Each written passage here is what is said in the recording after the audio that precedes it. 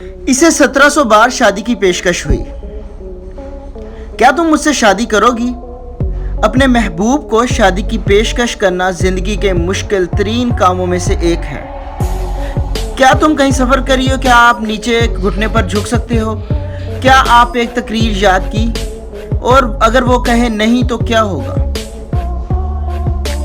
ये औरत दुनिया के लोगों में से एक है जिसने 1700 बार शादियों की पेशकश को मंजूर किया, और इसकी पूरी जिंदगी में किसी ने कभी नहीं कहा वो एक आलमी माहिर है। शादियों की पेशकश के सिलसिले में तो ये है पूछने का वक्त। शादी की पेशकश का सही तरीका क्या होगा और हमें क्या करना चाहिए?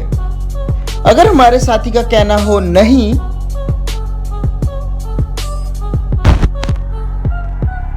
न्यूयॉर्क शहर के वस्त में मैं ऐश से मिला। मैं ऐश हूँ और मैं लोगों को मदद करती हूँ सवाल पूछने में, क्या तुम मुझसे शादी करोगे? ये एक खौफनाक सवाल है और बहुत से लोग नहीं जानते कि ये किस तरह अच्छी तरह से करना है, और ये वही जगह है जहाँ ऐश का काम शुरू होता है। मैं लोगों का नुक्ता नज़र ज़िंदगी में लाने में मदद करती हूँ।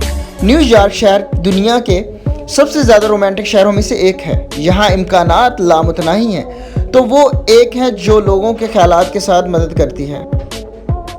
वो सही जगह चुनती है, वो कामल तकरीर लिखती है और यकीनन पेशकश की तस्वीर भी लेती है।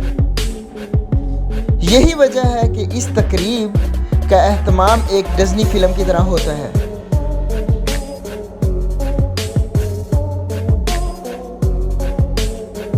ऐसे लोग भी हैं जिन्होंने पेशकश छतों से, हेलीकॉप्टर से, किले से, बिलबोर्ड्स और चिड़ियाघर से, और हर बार हर एक वक्त एक कामयाबी रही है।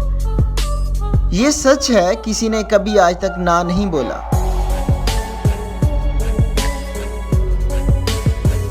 तो सही तरीका क्या है? एक कामयाब तजवीज़ के लिए माहिर के मुताबिक आपको ऐसा ही करना चाहिए। सबसे पहले आपको करना होगी एक तकरीर। आपको एक लंबी तकरीर लिखने की ज़रूरत नहीं है या हाइको, लेकिन आपको एक तकरीर करना चाहिए। ये दिल से होनी चाहिए।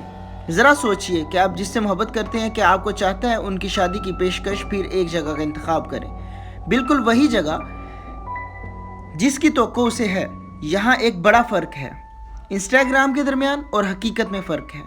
नाकाबिले यकीन जगह हैं NYC में तजवीज़ करने के लिए, लेकिन आपको अंसर है जब ये जगह खामोश हों।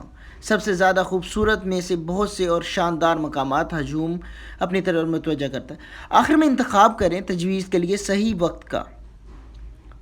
वक्त का शादी की पेशकश में अहम किरदार है।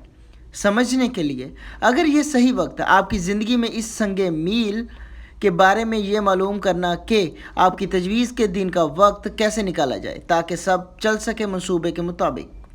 अगर वो नहीं कहते हैं, वो ना नहीं करेंगे क्योंकि आपकी तजवीज़ नहीं करना चाहिए, और जवाब हाँ है। मैं ज़ाती तौर पर सुनता ऐश को, क्योंकि अभी उसकी कामयाबी की शरह 100% है।